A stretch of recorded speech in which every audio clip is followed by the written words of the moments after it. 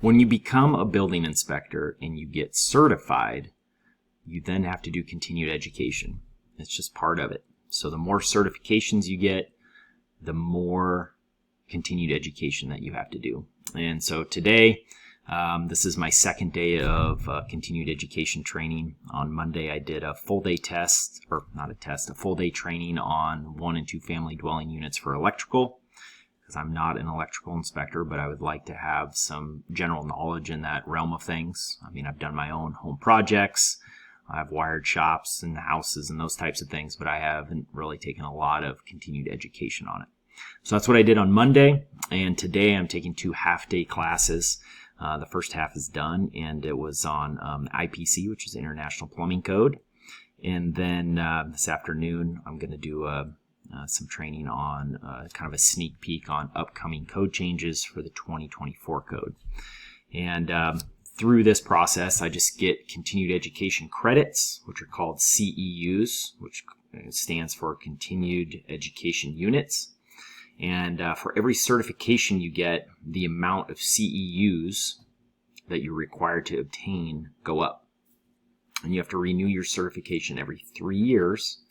And so throughout those 3 years, you continue to take classes and build your CEUs. And when you have enough, and before your 3-year mark, you go and submit them, and then it renews your certification for another 3 years.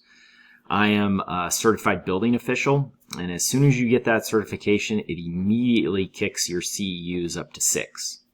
And so I have to get 6 CEUs every 3 years. And for every CEU, it's 10 hours. 10 hours, I believe. So that's 60 hours of continued education every 3 years. And the beauty of it is if you work for a government agency, a city or a county like I do, at least as far as I know, in most instances, they will pay for your education. And like today, I'm doing it on work time. So I'm getting paid here to, essentially sit at home or go to a class or whatever it may be and sit on some type of seminar and get some continued education.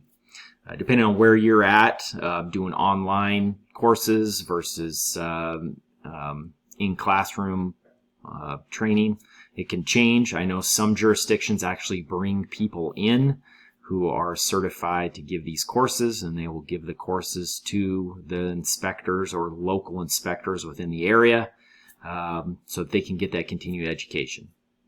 But it is important to know, as part of the building inspector or any type of inspector, electrical, mechanical, elevators, any of that kind of stuff, that you will be required to do continued education.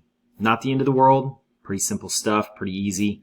I would assume that any type of certification out there is going to require some type of continued education. ICC, they want to get their cut, right? So every 3 years, we got to pay them a little more money and take some of their courses, which is totally fine. I love to learn, and so it's worked out great for me. But it's important to let all of you know out there who are working towards maybe a career in this that you will need to get continued education, and the amount of that will be based on how many certifications you have. Now, as a home inspector, not a building inspector, I do not know or have any knowledge in what type of certifications or continued education is required for a home inspector. I believe that there's certifications out there that you can get / may be required to get to be a home inspector, but I don't know if there's continued education that's required as part of it. So anyways, this has been with Building Code Tips, and I'm just kind of here in between break before I jump on my next training, and I wanted to make sure to get some information out there while I was thinking about it to everybody, just kind of talking about the requirements for continued education based on your certifications as an inspector. So definitely, if you like this, hit the like button, and appreciate the support.